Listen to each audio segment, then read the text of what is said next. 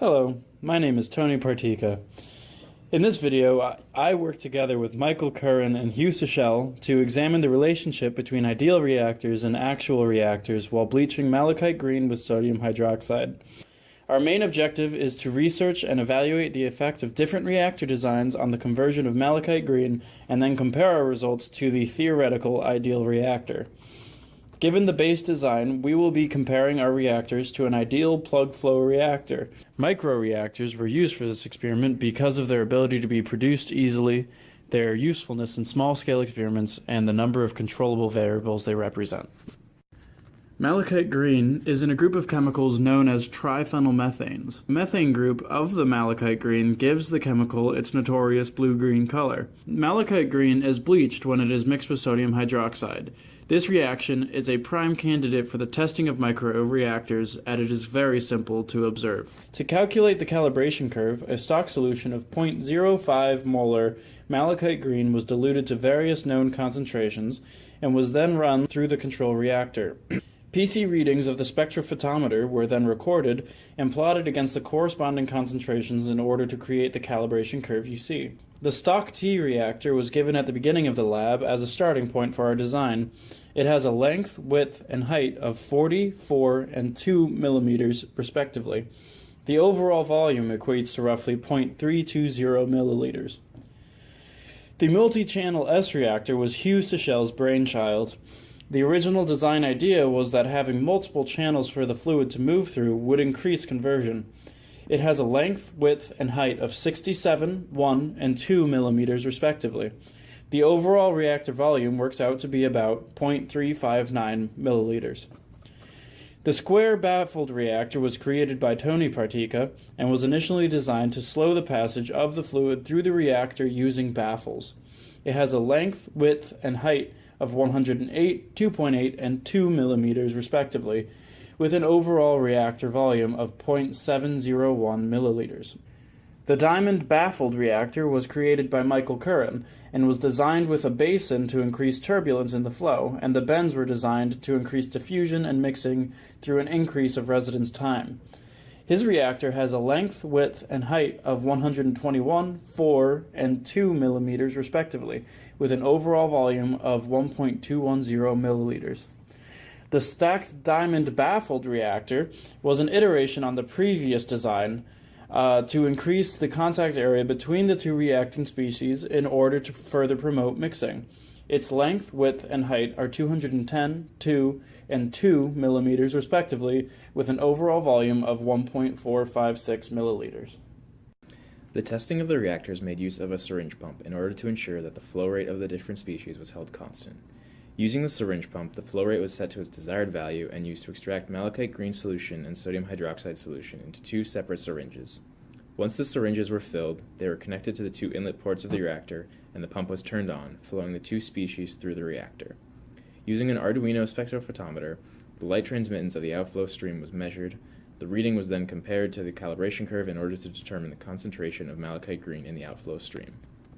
As our reactors were modeled after plug-flow reactors, it would make sense to compare the experimental results to that of an ideal PFR.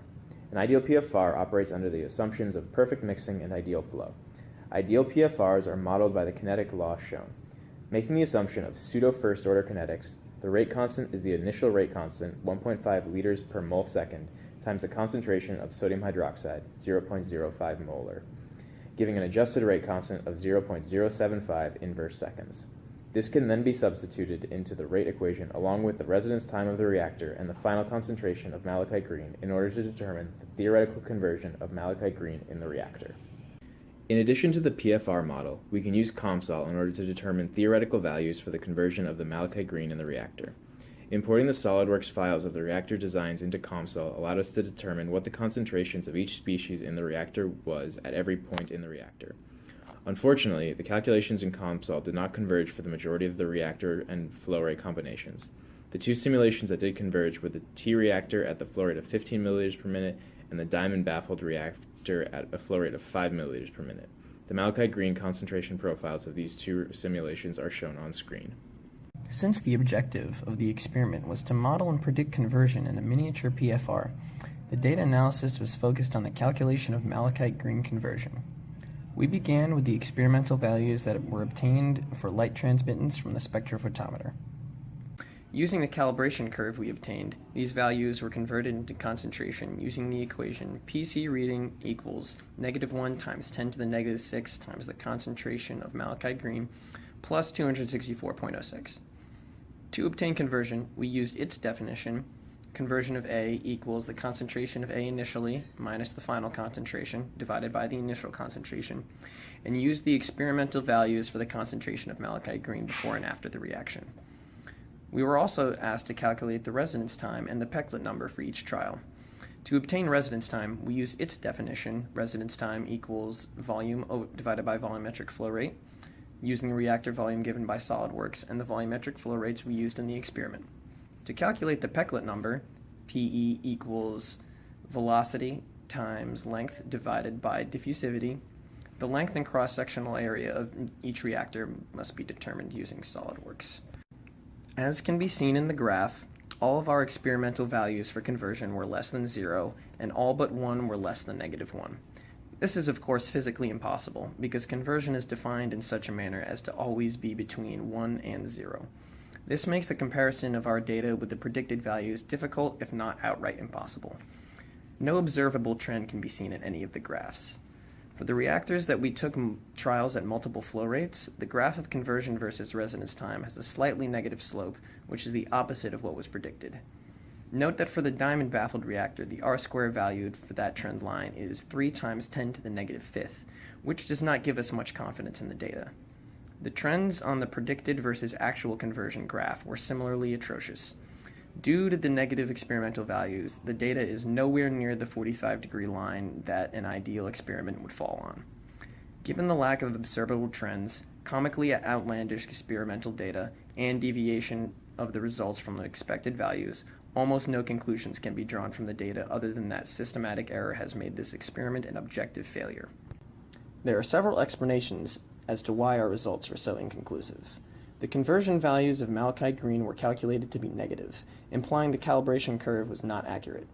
One possible explanation for this is that the connections on the spectrophotometer could have been altered between experiments, which caused unreliable readings.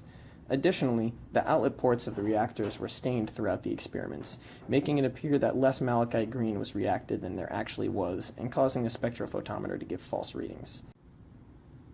Furthermore, our initial volumetric flow rate was set between 5 milliliters per minute and 15 milliliters per minute. What we found is that our residence time was so low that there was no way for the diffusion of the malachite green and sodium hydroxide to occur at any measurable extent. Given that our largest overall volume of a reactor was 1.456 milliliters, it would take roughly 5.8 seconds for the fluid to pass through the reactor at 15 milliliters a minute, meaning that there was insufficient time for the two species to diffuse. This should have been apparent as our waste beaker was consistently receiving unreacted malachite green that would disappear over time, implying that unreacted sodium hydroxide was also present. In order to mitigate the errors we experienced for future experiments, intermittently calculating the concentration values using the calibration curve could serve as an initial check for reasonableness. This would allow the experimenters to notice any major inconsistencies early to prevent situations like the one we experienced. Additionally, a new calibration curve could be created at the beginning of every new day performing the experiment. This would allow for a range of values to be calculated that would explain the differences experienced when calculating the conversion of malachite green. It would also account for any functionality differences in the spectrophotometer. Also, an increased residence time and larger contact area would allow for better diffusion throughout the microreactor. The best way to maximize these would be to decrease the initial volumetric flow rate while maximizing reactor length. This implies decreasing the channel width while increasing the channel length. One way to increase the length is to create a reactor that snakes back and forth as many times as possible in the given reactor area constraints. Another way to increase mixing would be to increase turbulence in the reactor, which can be accomplished with baffles.